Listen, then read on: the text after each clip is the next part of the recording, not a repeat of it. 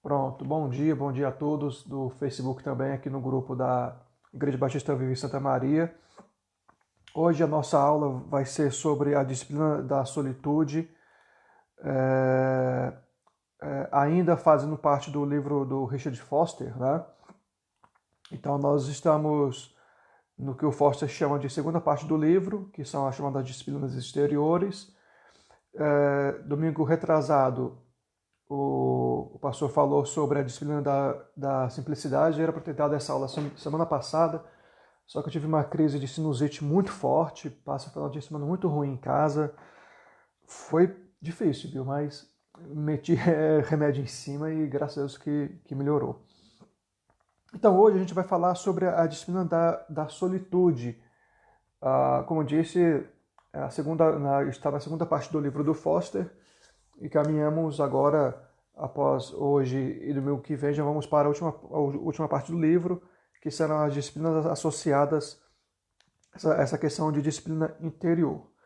E aí eu queria começar, deixa eu só autorizar aqui alguém entrar aqui, o Valderico, perfeito. Queria começar aqui com uma frase que está no livro, que diz assim: aquieta-te em solitude e encontrarás o Senhor em ti mesmo. O Foster cita a autora Teresa de Ávila para ele começar essa conversa conosco sobre a questão da solitude, né? Eu vou colocar para apresentar aqui a minha tela para os irmãos que estão aqui no Google Meet. Deixa eu só habilitar aqui. Cadê ele? A Juliana também está pedindo para entrar. Deixa eu só habilitar aqui. Acho que agora vai. Aqui. Os irmãos que estão no Meet estão vendo a minha apresentação, o PowerPoint.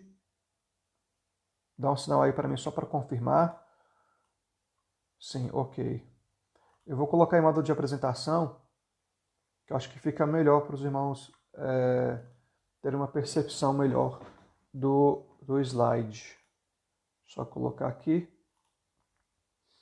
Pronto, todos conseguem ver aí no Meet? Só me dá um áudio aí com sim ou não, só para confirmar, por favor.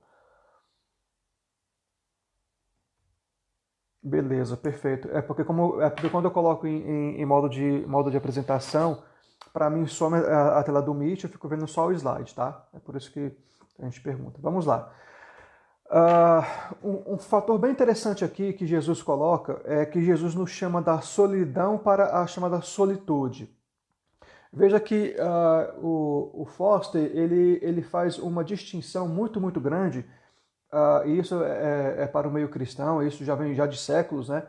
O que vem a ser a solidão e a solitude. Então ele procura distinguir ou separar uma coisa da outra. E aí ele vai dizer que a solitude não é um estado de solidão. Solidão é um estado emocional em que algumas pessoas passam, e a solitude é uma questão de um crescimento interior. Por que nós tememos a solidão? Com medo de ficarmos sozinhos. Isso é um fato. E curiosamente a gente vive um período na história de que nós temos tudo, mas estamos sozinhos. Então nós temos hoje acesso à tecnologia, à rede social, estamos cercados de várias vozes, de vários vídeos, de várias imagens, e ainda assim estamos sozinhos. Deixa eu autorizar aqui a Fernanda a entrar. Bem-vinda, Fernanda. Vou voltar aqui para o slide. Aqui. Aqui. Então, assim, mesmo assim, nós tememos essa solidão. Nós somos criados, ou foi incutido em nossa mente que a solidão ou a solitude, a gente vai separar daqui a pouco o que são os dois, é algo ruim para o ser humano, é como se fosse uma forma de pesar. Na verdade, a gente vai descobrir aqui hoje que não é bem assim. O Foster tem uma frase que diz assim: nosso medo de ficarmos sozinhos ou de ficar sozinhos impulsiona-nos para o barulho e para as multidões. Então veja, o desespero de ficar sozinho é tão grande que a gente não consegue ficar sem ouvir uma música, não consegue ficar sozinho em casa mais, a gente precisa ter algo para fazer. É uma sociedade muito mecanizada. o fazer pelo fazer, pela produção, de estar sempre fazendo alguma coisa, de estar sempre com as pessoas, de não poder ficar só, de não poder sentir solidão ou solitude. Então, esse medo de ficar sozinho, de frente para o desconhecido, de frente para o silêncio, isso acaba que nos impulsiona para ouvirmos qualquer tipo de som, de companhias, enfim. Força traz essa questão para a gente pensar. Onde deve ser encontrado o mundo em que ressoará a palavra? Aqui não, pois não há silêncio suficiente. Ainda uma frase do Foster, aqui no livro dele, do autor chamado T.S. Eliot. Então, como é que as pessoas elas vão ouvir a palavra se não há silêncio para que elas ouçam? Então, por exemplo, essa pandemia ela nos ensinou algumas coisas e tem nos provocado a pensar em algumas questões de vida mesmo, né? Uma delas é que a gente descobriu o seguinte, que o culto online, apesar de ter a sua serventia, a sua forma de se trabalhar, ele não é capaz de suprir algo que é muito intrínseco ao cristão, que é chamada de comunhão uns com os outros. Então veja, durante essa pandemia surgiram várias e várias lives de cristãos, de pastores, de pregadores, de professores, de EBD, enfim, todos eles falando alguma coisa sobre Jesus, sobre igreja, sobre Deus. Então, assim, eu tenho muito barulho sendo falado, mas pouco local em que ressoará a palavra, em que essa palavra ela será ressoada e ouvida. E se descobriu que esse modelo ele foi totalmente saturado, ele chegou em um nível de utilização que as pessoas não querem mais. E aí agora nós temos um desafio muito grande, que é o quê? Que é voltar para as igrejas, para o local físico, para a comunidade ali física mesmo, voltar para essa comunhão entre os irmãos e deixar esses vários barulhos que a gente ouve e centrar-se na palavra, de ouvir mesmo, né? Então, como é que a gente vai fazer com que a palavra ressoe, sendo que não há o silêncio suficiente, onde você ouve várias e várias vozes, né? É um questionamento que o Foster coloca. Aí aqui nós começamos a definir o que é a solidão e o que é a solitude. A solidão é basicamente um vazio interior. Tem uma frase que diz que o vazio do ser humano é do tamanho de Deus.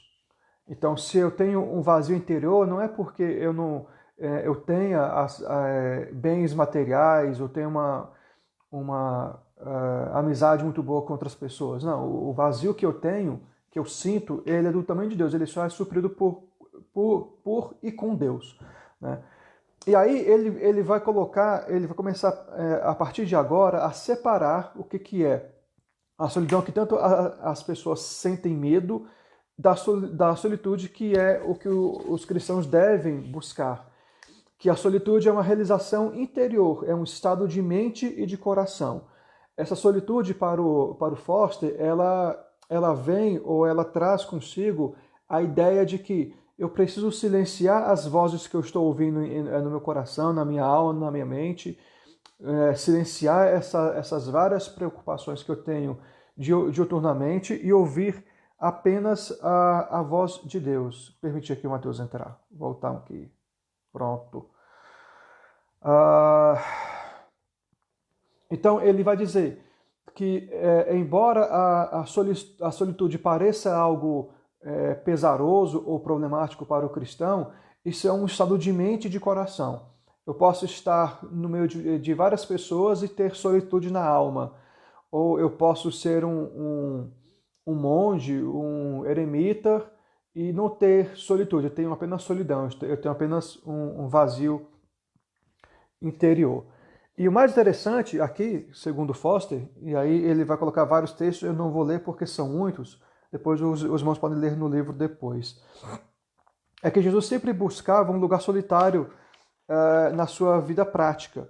E aí ele vai colocar aqui no livro, quando Jesus ficou sozinho no deserto por 40 dias e 40 noites, quando ele escolheu os 12, quando João Batista morreu. Aqui no livro ainda vai colocar quando ele alimentou os 5.000, quando ele estava após uma longa noite de trabalho, com os 12 retornaram para uma missão, depois da cura de um leproso, com os três discípulos em que ele se transfigurou, e por aí afora. São várias menções que demonstram que Jesus ele sempre buscava uma solitude, não é solidão. Ele sempre buscava, como diz aí a frase acima, um estado de mente e de coração em que ele pudesse ouvir e perceber a voz do Pai. Aqui no livro, o Foster, citando o Bonhoeffer, diz assim: aquele que não pode estar sozinho, tome cuidado com a comunidade. Aquele que não está em comunidade, cuidado com estar sozinho. Cada uma dessas situações tem de si mesma profundas ciladas e perigos. Quem desejar a comunhão sem solicitude mergulha no vazio de palavras e sentimentos. E quem busca a solitude sem comunhão perece no abismo da vaidade, da auto-infatuação, melhor dizendo, e do desespero. Então veja que o Foster também defende a ideia de que a minha relação com a comunidade onde eu faço parte, ela deve estar junto com a comunidade e também com uma vida em solitude. A solitude e essa vida em comunidade, os dois caminham lado a lado. Não tem como eu ter apenas uma vida de solitude, de um estado interior de mente e de coração, sem ter uma prática com a comunidade que eu estou inserido. Aí aqui ele segue explicando para a gente o que vem a ser a solitude e o silêncio. Ele vai dizer que a solitude e o silêncio é o ver e o ouvir. Por muito tempo, sempre para o cristianismo nascente, ali século II, III, indo um pouco mais à frente, os cristãos eles sempre tiveram uma prática contemplativa muito, muito forte. A questão deles terem um momento de silêncio ou de retiros espirituais ou de monastérios para que eles pudessem compreender melhor e entender melhor a voz divina.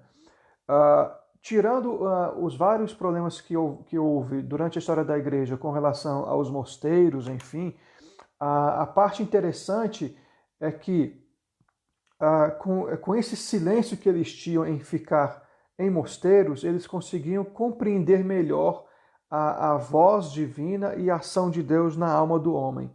E aí nós temos vários e vários exemplos de místicos durante o primeiro, segundo, o quarto século, quinto século, de pessoas que tiveram uma atitude contemplativa um pouco mais profunda, e com isso eles conheciam e conheceram melhor um pouco ao Senhor.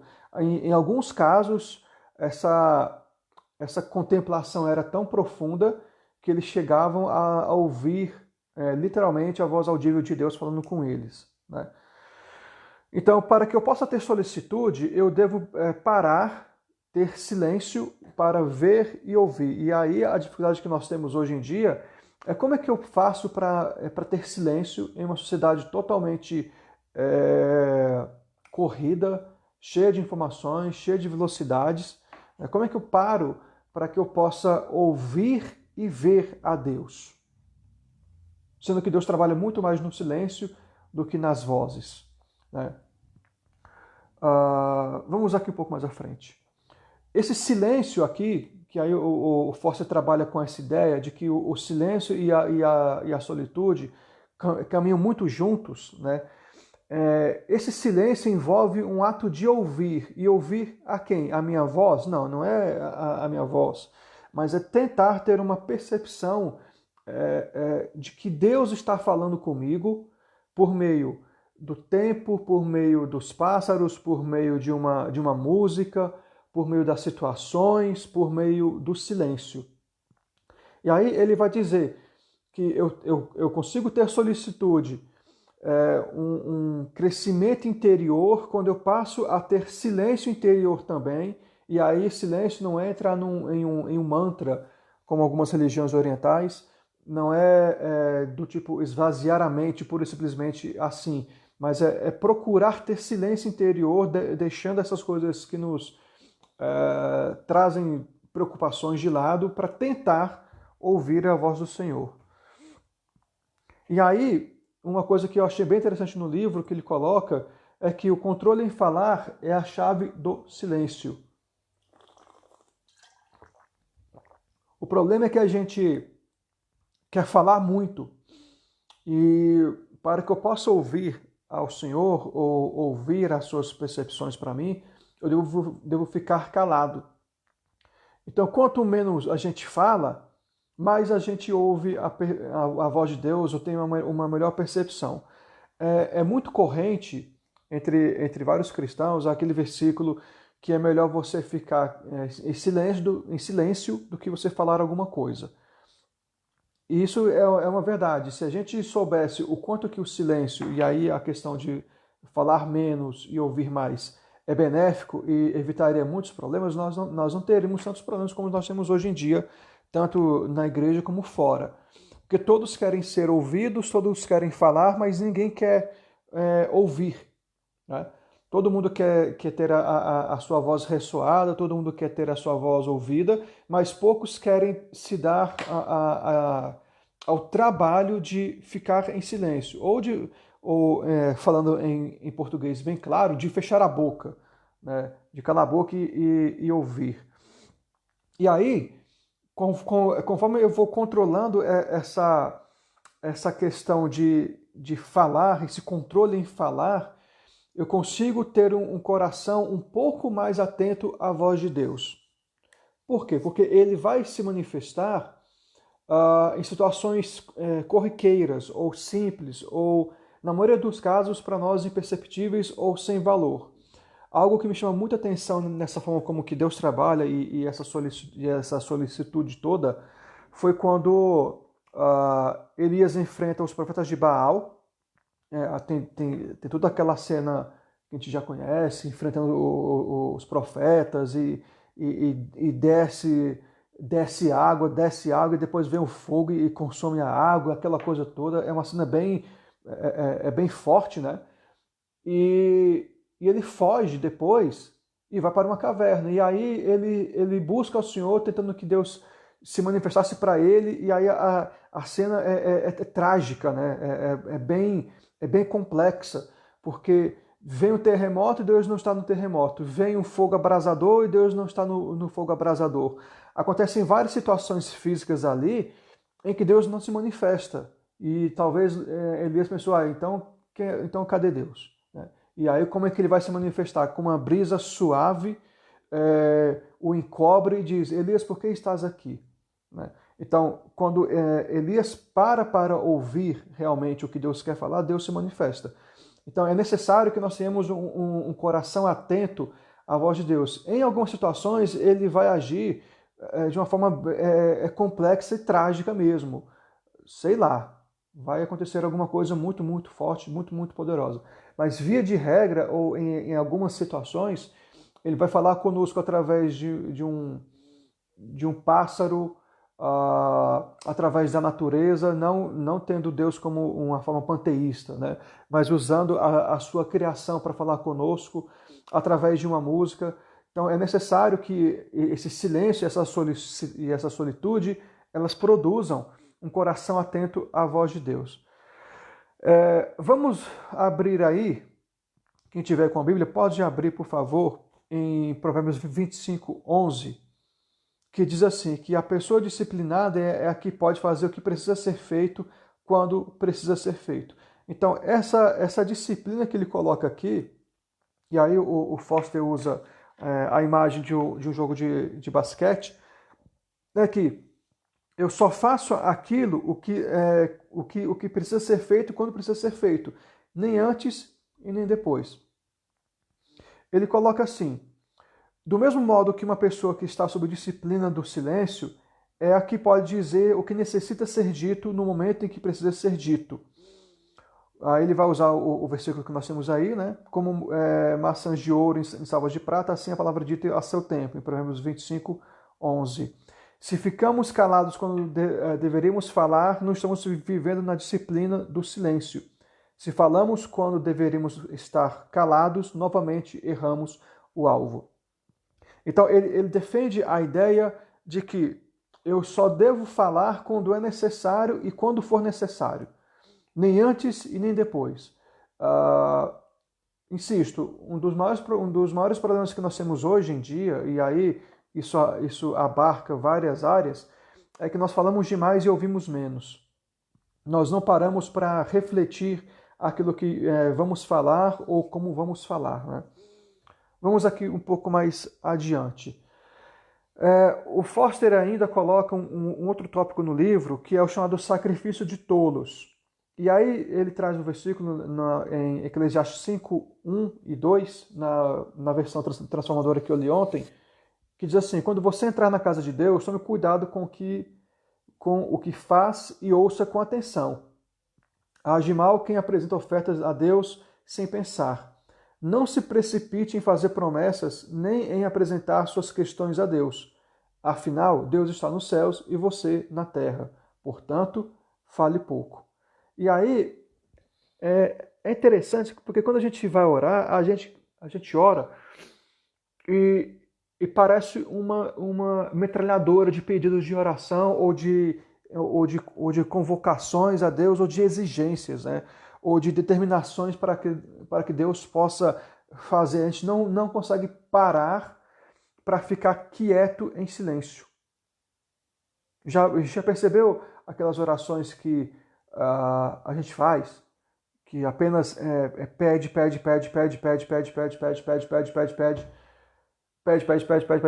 e não para? Às vezes agradece a Deus e tal, mas é uma pedição o tempo todo que não para ouvir o que Deus tem para falar. Não se coloca em uma atitude contemplativa no sentido de que eu devo ficar em silêncio para que Deus possa falar e eu possa ouvir.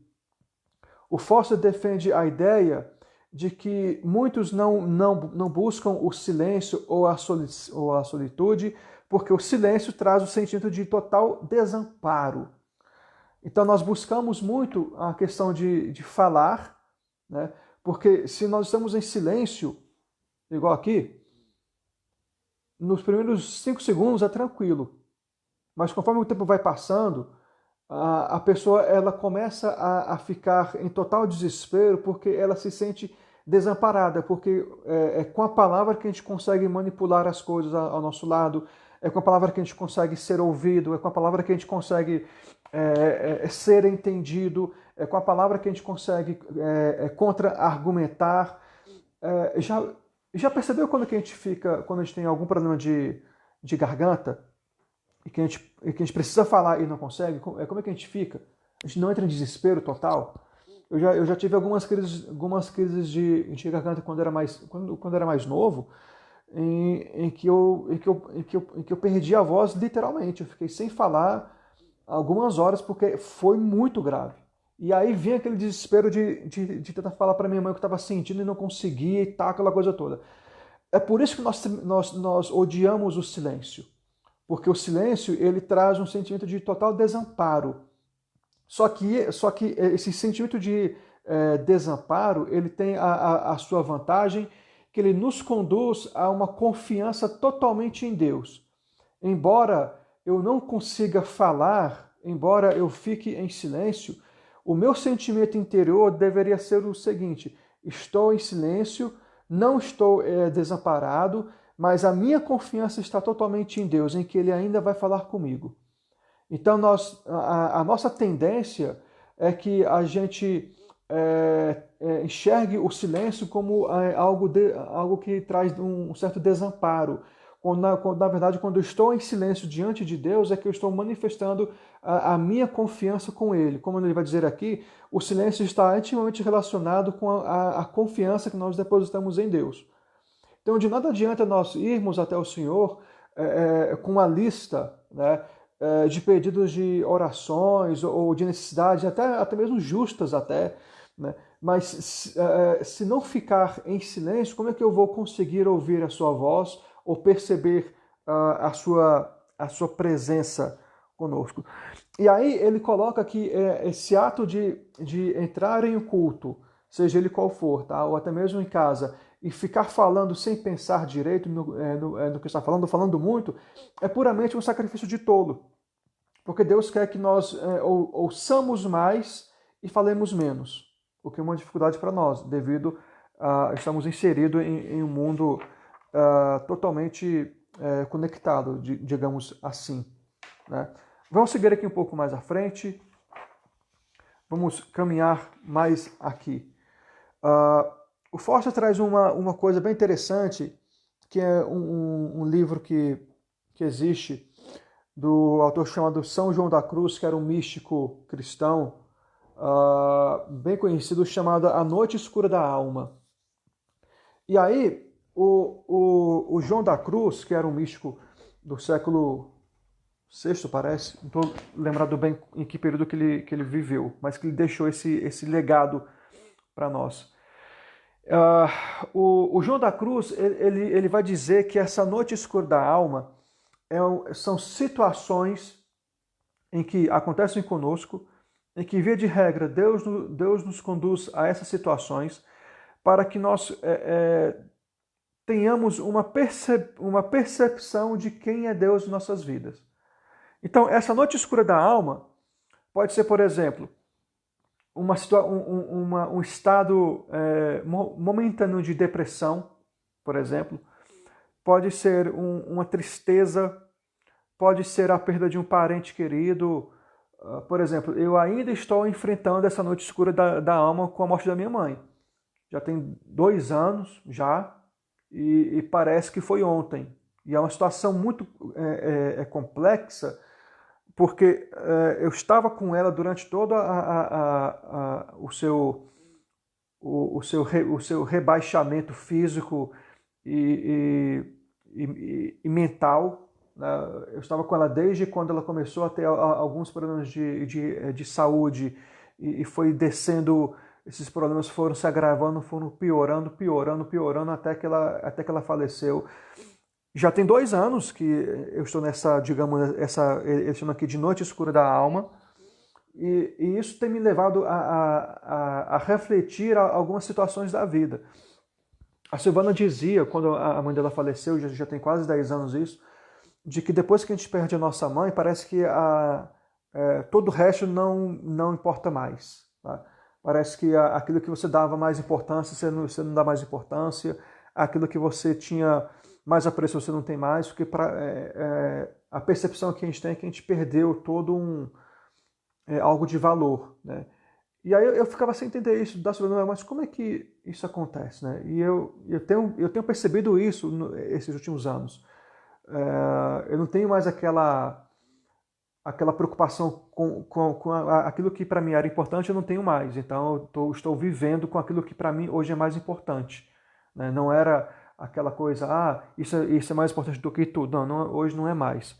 Então veja, essa noite escura da alma, ela leva a que nós tenhamos um sentimento de libertação de nós mesmos.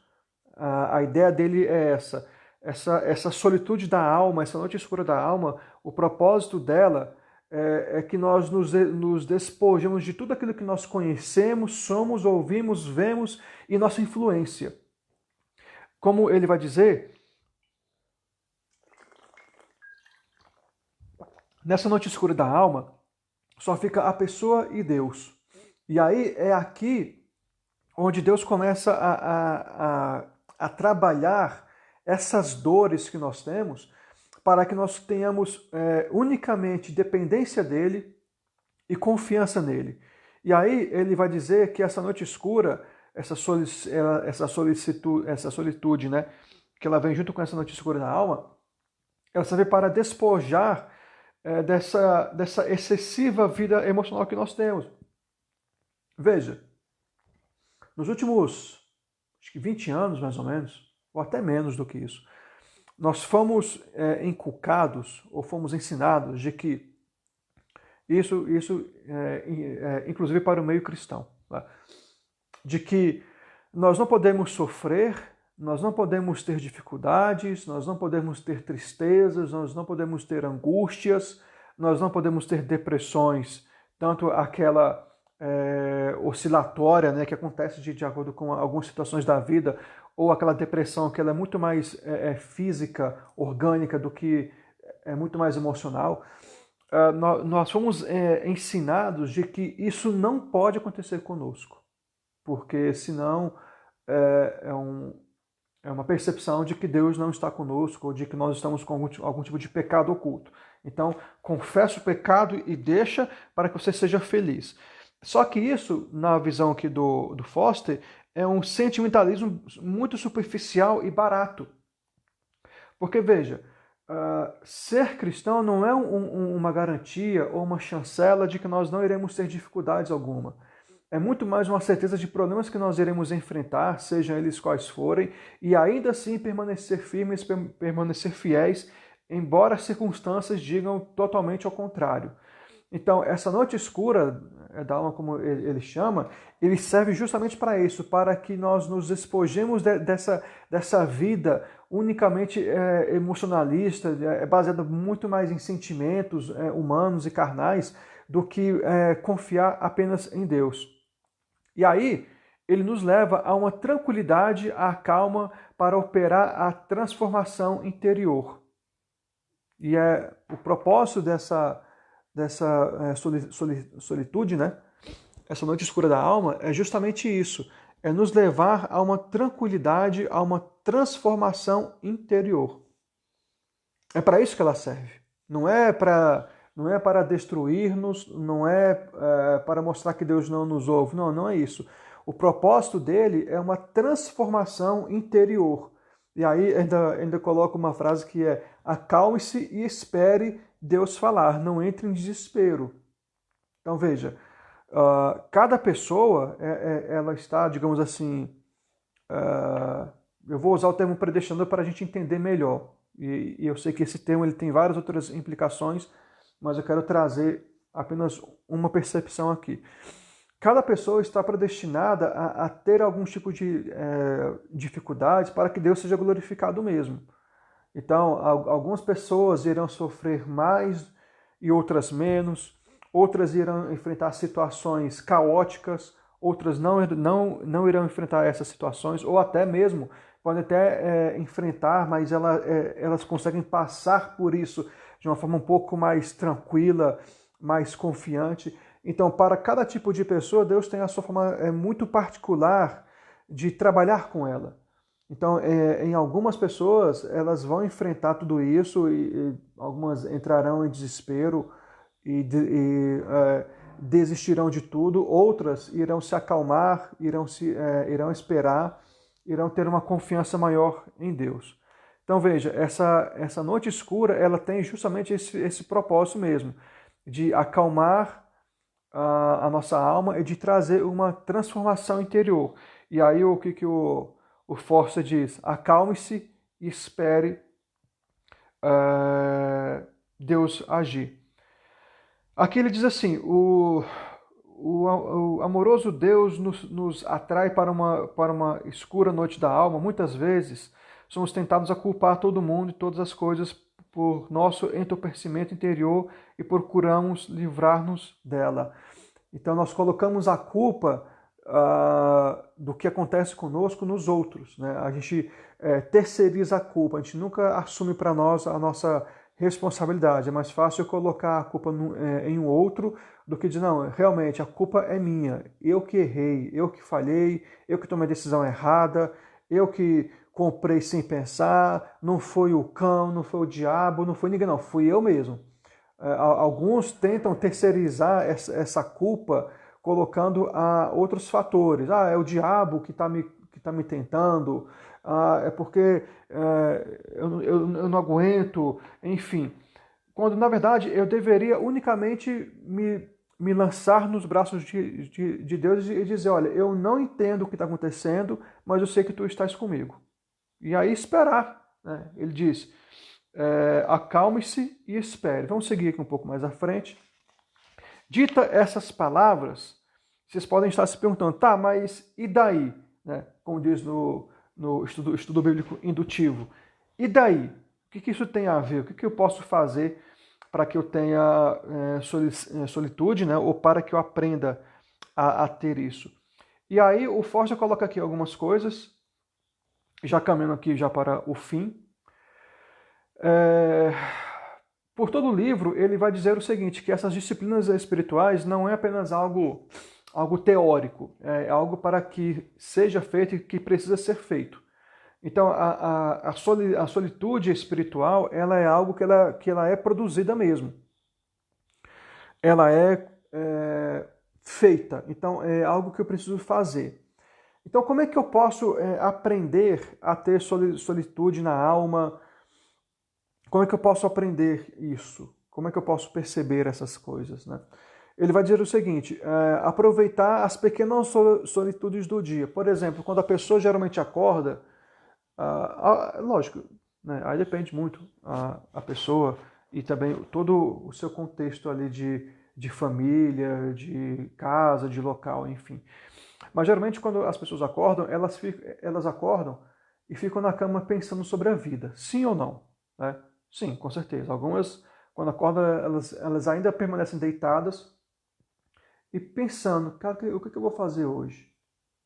Pensando até, se ela se lembrar do sonho que teve, ela vai começar a pensar sobre este sonho, o que isso tem a ver, vai procurar buscar alguma explicação. Outras, quando acordam, ainda estão na cama, começam a fazer uma breve oração, né, dizendo, Senhor, me guarda no dia de hoje, agradeço pela noite dormida, pelo sono reparador, pelo teto, que não aconteceu nenhum tipo de acidente, enfim. Né?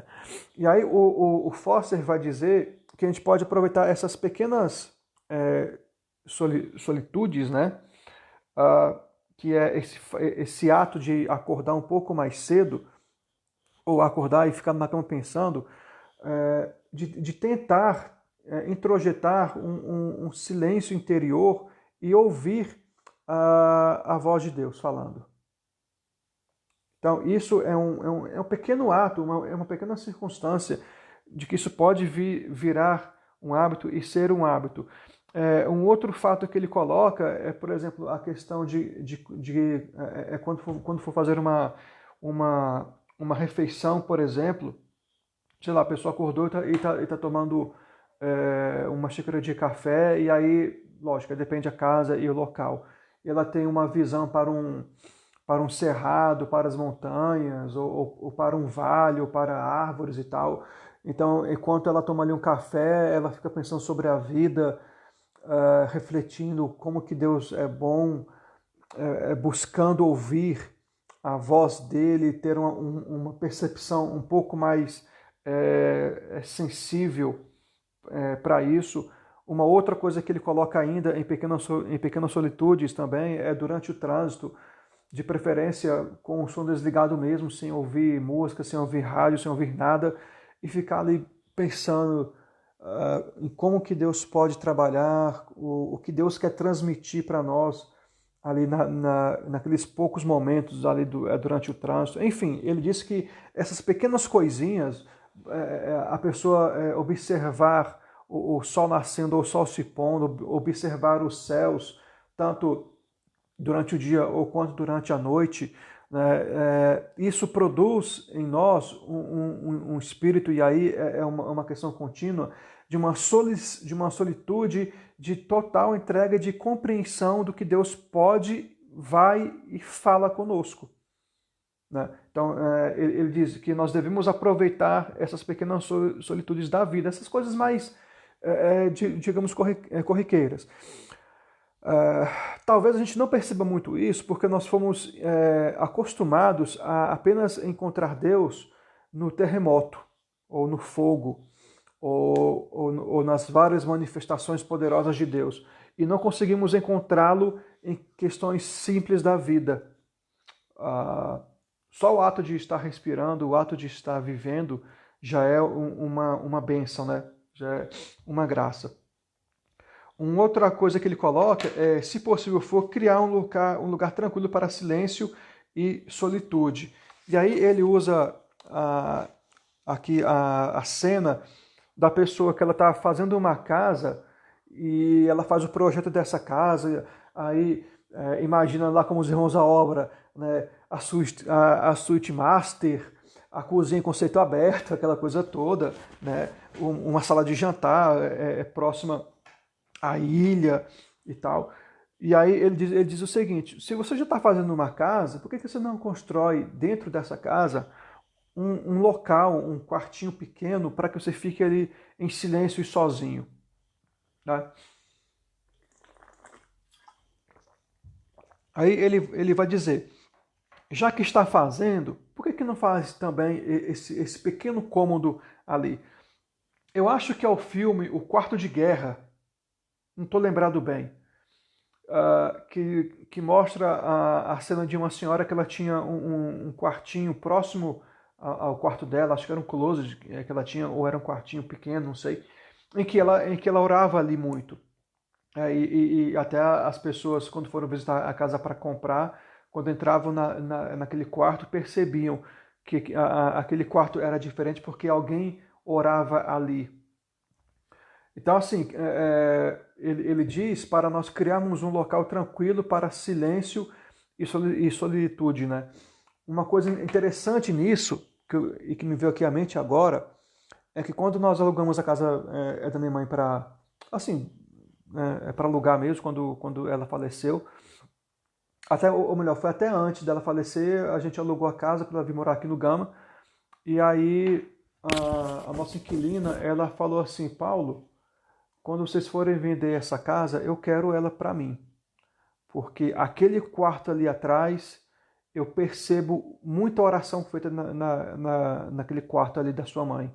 Falei, tá, a gente pode conversar com o tempo. Por enquanto, é uma questão meio que inviável, né?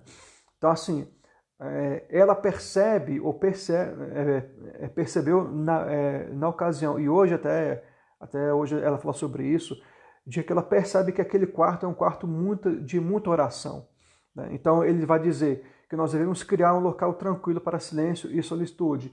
Se eu já moro em uma casa e eu tenho um espaço maior para fazer, por que não fazer em ato contínuo a casa, um quarto pequeno para solitude ali? Não, mas eu moro em apartamento, eu não tenho um local, eu não tenho como construir isso.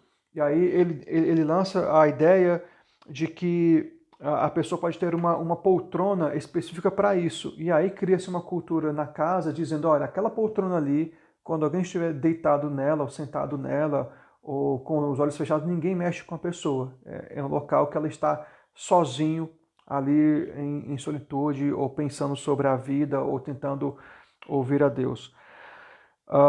No meu primeiro emprego, isso indo de 98 até 2001, eu trabalhava numa associação de médicos em que a gente entregava algumas faturas. Né? Então, as pessoas faziam as consultas, a gente recebia essas guias, faturava e enviava para os convênios. Um desses convênios que a gente tinha, que fazia essa ponte, né, era da Igreja Adventista, que era a divisão sul-americana que fica na L2 Sul, caminho para a Ponte Costa e Silva.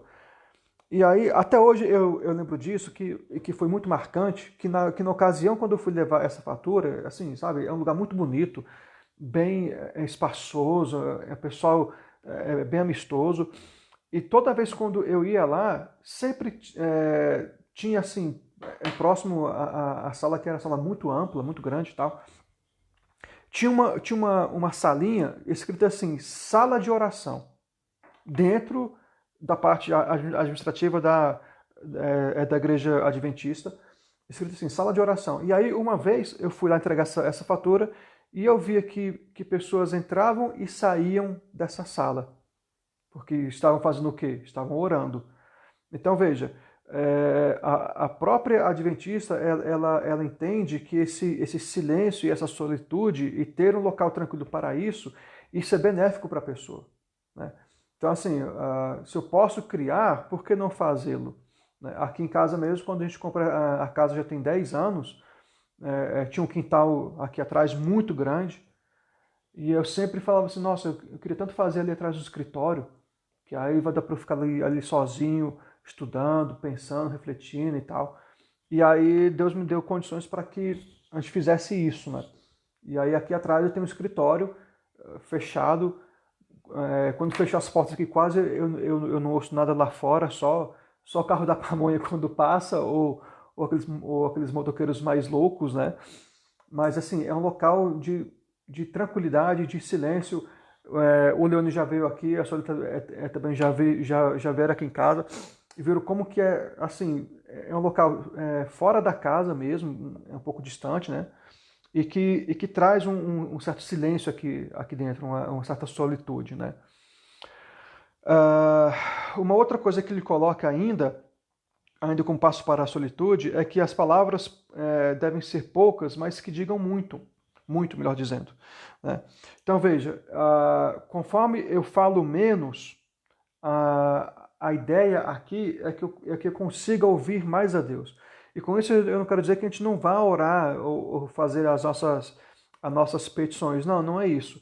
É que as palavras elas devem dizer, elas devem ser poucas, mas que digam muita coisa com relação àquilo que eu estou pedindo, àquilo que eu estou reivindicando. Você já perceberam aquelas pessoas que elas pouco falam muito pouco, mas quando fala tem uma sabedoria naquilo que ela diz? Você já teve essa percepção dessa pessoa que ela chega na igreja, uma pessoa calada, uma pessoa mais assim reservada, mas quando você vai conversar com ela, buscando algum tipo de orientação, de conselho, o que ela fala tem uma certa certeza naquilo que ela está dizendo e aquilo que eu ouço dela para mim. Isso produz uma certa tranquilidade. São pessoas que elas falam pouco, mas quando elas falam, elas dizem muito com aquilo que elas estão falando. Uma outra questão que ele coloca aqui é que nós devemos buscar, ainda em solitude, um retiro para reorientação. E como é que eu busco isso? À noite, por exemplo, quando as crianças vão dormir, ou quando o dia seguinte é um sábado, não sei, aí vai muito da pessoa, né? A gente deve se retirar e ouvir a voz de Deus para uma reorientação de planos e projetos para os próximos 10, 25 anos. Né? Pode parecer muito, mas 10 anos passa muito rápido. E o tempo vai passar de qualquer forma, eu fazendo alguma coisa ou não fazendo, o tempo vai passar. Então vamos fazer algo. De preferência, esse fazer algo em que Deus possa me orientar ao que fazer. Então, por exemplo, aí ele coloca algo que eu achei fantástico aqui no livro. Ele vai colocar a questão de, por exemplo, e se Deus me orientar a trabalhar com cerâmica, por exemplo? Será que isso é tão carnal assim que isso não vai trazer glória ao Senhor? E se Deus me orientar que no próximo ano eu desenvolva o dom de socorro às pessoas, será que isso é tão desprezível assim que isso não possa ser utilizado para a glória do Senhor, para a glória do seu reino? Né? Então ele defende a ideia de que eu devo ter retiros para uma reorientação do que Deus quer fazer para o reino por meio de mim. Então, o que Deus quer de mim nos próximos 12 meses? O que Ele quer que eu faça? Onde Ele quer que eu sirva mais? Qual que é a necessidade da igreja hoje? O que a igreja precisa que seja feito e que eu possa fazer? E eu só vou conseguir ter essa reorientação ou orientação, digamos assim, se eu ficar em silêncio. Se eu não tiver um momento de silêncio e de quietude espiritual, como que eu vou ouvir o que Deus quer falar comigo? Como? Eu não ouço. Eu apenas fico falando e não paro para tentar perceber o que Deus quer de mim. Então ele vai dizer o seguinte: olha, se você quer ter uma vida de solitude, busque sempre ter alguns retiros para reorientação. E aí ele vai dizer retiros que também envolvam estudo bíblico da palavra, sei lá, a gente faz muito retiro para jovens, no caso, né? A gente pega os jovens, vai para uma chácara E aí funciona assim, a gente chega lá numa sexta-feira à noite, e aí aquela empolgação toda, aí de manhã tem aquele culto, aquela palavra, aí à tarde vai para o retiro e vai para a piscina, vai jogar bola, vai jogar vôlei e tal. Aí à noite tem outro período de palavra, aí domingo de manhã palavra de novo e retiro de novo, enfim. É. Mas será que nós somos orientados, ou será que a gente consegue orientar esses jovens? E aí quando eu digo jovens é porque o foco maior são para eles, né? Você quase não vê retiros de adultos, né? Você vê mais retiros de jovens mesmo. Para que eles tenham uma atitude de silêncio e de contemplação, de ouvir ao Senhor também. Então, ele vai dizer que nós devemos ter esses retiros para uma reorientação, para que nós possamos ouvir ao Senhor e sermos instrumentos para a sua glória. Para encerrar, ele vai dizer o seguinte, que o objetivo da solitude é um aumento de sensibilidade e compaixão por outros, ou para os outros. Então, eu tenho solitude na alma, não é para a minha própria glória ou para que eu possa me vangloriar. É muito mais para que eu consiga entender e ter a devida percepção e uma certa sensibilidade e compaixão pela dor do outro. Há alguns anos, já tem muitos anos mesmo, eu fiz um curso chamado Treinamento em Aconselhamento Pastoral, feito lá na Igreja Batista Filadélfia. Quem até promoveu foi um autor chamado Albert Friesen. Ele é autor do livro Cuidando do Ser. É um livro já bem antigo. Até acho que já não tem mais nem edição dele. E uma das coisas que a gente aprendeu lá e que foi muito ensinado e foi muito dito é que durante o ato de aconselhamento pastoral nós devemos ter uma postura de ouvir mais e falar menos.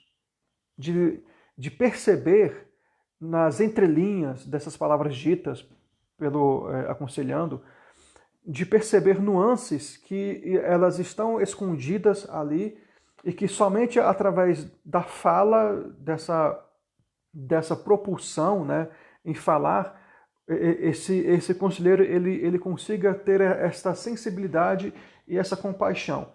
Mas como que eu vou adquirir sensibilidade e compaixão sendo que eu não tenho solitude pelo outro? Sendo que eu não consigo ouvir, ter a percepção dessas coisas. Então, ele vai dizer que o objetivo de tudo isso que a gente viu aqui, via de regra, é ter compaixão pelos outros, de sentir as suas dores, suas dificuldades, suas misérias também. É para isso que serve a solitude. Anteriormente eu disse uma frase que ela se encaixa muito aqui. Eu devo ter solitude de buscar ao Senhor, de ouvir a sua voz, mas também a consequência disso é também ajudar a minha comunidade ali. Então, daqui para lá e de lá para cá também. Não adianta eu apenas ter uma vida apenas voltada para a comunidade, o fazer, efetuar e prosseguir com várias tarefas e não ter um tempo de solitude, um tempo de percepção, um tempo de audição, um tempo de silêncio, em perceber o que Deus quer fazer em mim, comigo, para a comunidade. Então, os dois, ele vai dizer que os dois devem caminhar juntos, uma vida de compaixão pelos outros, né, na minha comunidade, na igreja onde eu estou servindo, mas também um tempo de ouvir a Deus falar. Eu quero encerrar aqui a minha fala. Deixa eu só sair aqui da apresentação. E aí agora eu abro espaço para os irmãos aqui na sala do Meet. Se tiver algum comentário a fazer, estou vendo aqui os comentários. A Valéria, existe no homem o vazio do tamanho de Deus. Fyodor Dostoiévski, os caras são bons. Meia hora olhando para nada. É isso mesmo, Fernanda. A gente às vezes fica igual aquele gatinho quando que tem um meme, né? Que quando acorda parece que está olhando para nada, parece que a alma se perdeu, né? Parece que a alma foi embora do corpo, falando, volta a alma para cá, volta para cá, né? Então, assim, se alguém tiver algum comentário, alguma contribuição para fazer aí, eu estou aberto. Alguém aí? Onde? Por favor. Deixa eu só ver aqui no Facebook se tem algum comentário também. Pastor Plínio, de volta às aulas. Fátima Ramalho também está assistindo. Pastor Gerson, graça e paz, professor. Para vocês também, Deus abençoe a todos. Se não temos mais nada a falar, eu quero encerrar aqui mais uma vez essa aula, que para mim foi de um aprendizado muito, muito grande, bem interessante. A próxima aula que nós teremos vai ser sobre a disciplina da submissão, e aí a gente vai estar programando quem vai ser o ministrante dessas aulas na próxima semana, que já é praticamente a terceira parte do livro, né? E eu espero que nós possamos parar, né, e ouvir o que Deus tem para falar conosco, em silêncio mesmo, literalmente ficarmos em silêncio. Então, que Deus abençoe. Eu quero aqui encerrar com uma oração.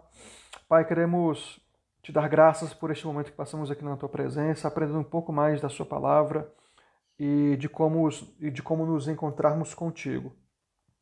Pai, que nós possamos ter uma vida de silêncio, de ouvir a tua voz, de perceber a sua presença em nossas vidas, seja nas coisas mais simples como nas coisas mais tempestuosas.